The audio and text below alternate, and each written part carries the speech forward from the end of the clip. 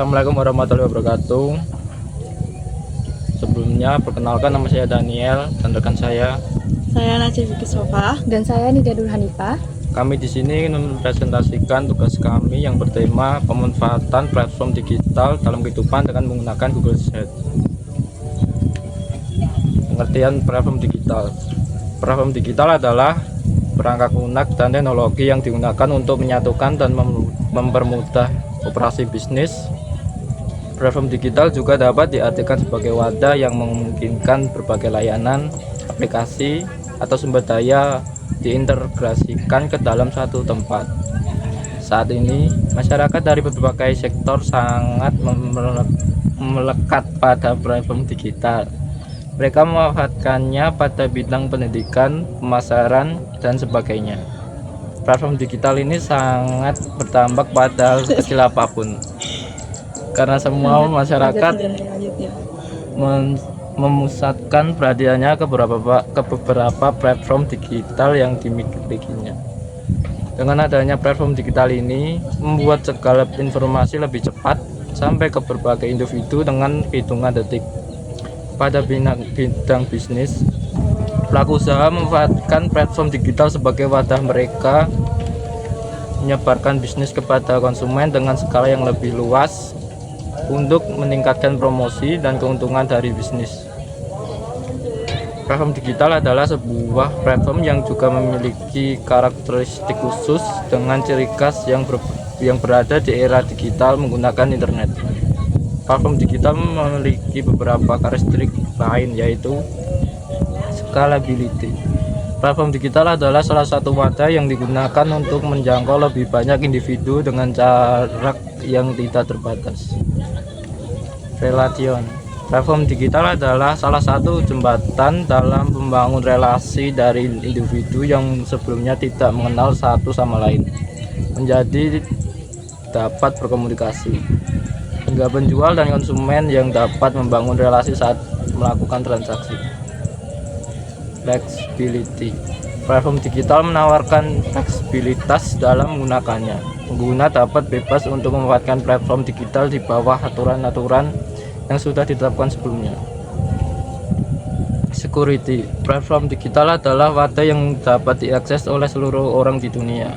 Maka dari itu, keamanan dari sebuah platform digital menjadi concern utama. Adanya pelanggaran privasi dan terdapat pengamanan data pribadi di dalamnya. Pattern analysis. Dengan teknologi saat ini, platform digital adalah wadah yang memanfaatkan pola-pola pada data pengguna yang masuk pada platform tersebut, agar pengguna mendapatkan selera yang tepat dari data-data pencarian kebutuhan pengguna sebelumnya. Adapun pemanfaatan platform digital itu pertama ada pembelajaran. Platform digital dapat membantu memperluas akses pendidikan terutama melalui pembelajaran jarak jauh. Platform digital juga memungkinkan siswa untuk mendapatkan materi pembelajaran berkualitas dari berbagai sumber. Contoh, platform membaca dan menulis novel, misalnya Storyal, Cabaca, Sentral, dan Rakata. Yang kedua ada media pemasaran. Platform digital seperti online shop dan marketplace dapat menjadi sarana pemasaran bagi pelaku usaha.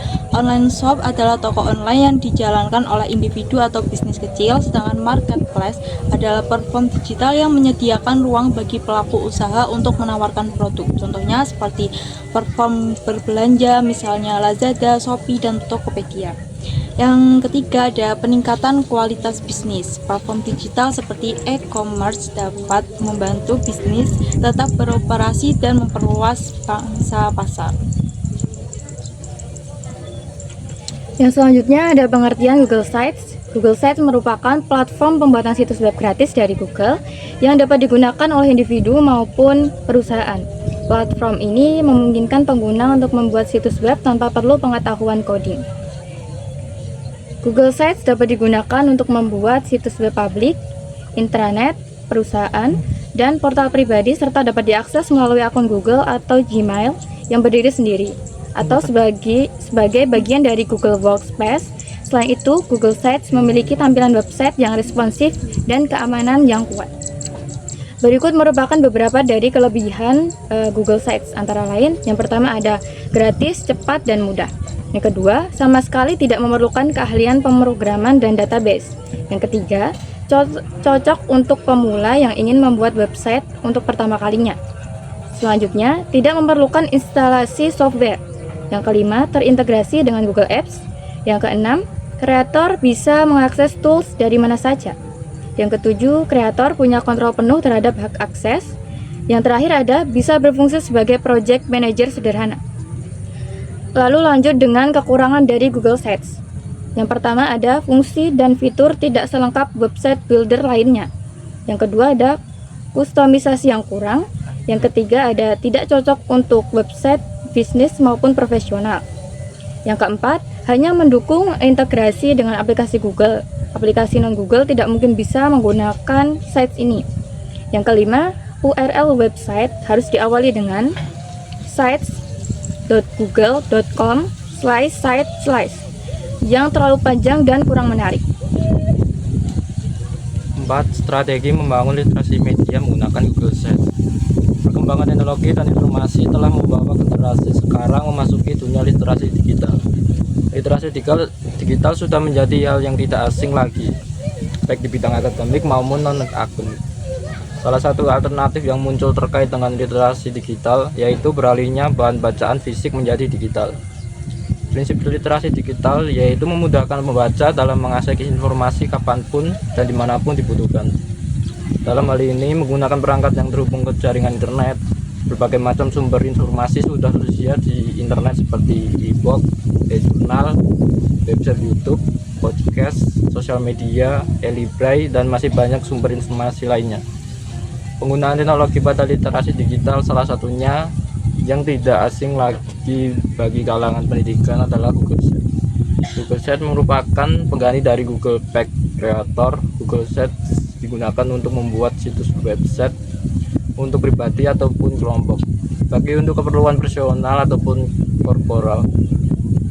Google Sites dapat digunakan sebagai perpustakaan digital sederhana yang dapat membantu mengarah proses literasi digital peserta didik. Menggunakan Google Sites untuk literasi digital merupakan cara termudah dan kreatif dalam membuat peserta didik lebih menyenangkan saat melaksanakan kegiatan literasi.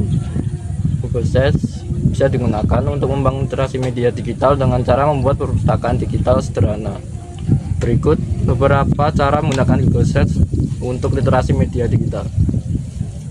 1. Mengunggah materi literasi berupa buku dongeng dalam bentuk flipbook digital atau video. Yang kedua, menyajikan buku cerita, cerdas karakter, budaya Indonesia, dan buku pelajaran lainnya. Yang ketiga, menyediakan resensi dan buku absen digital.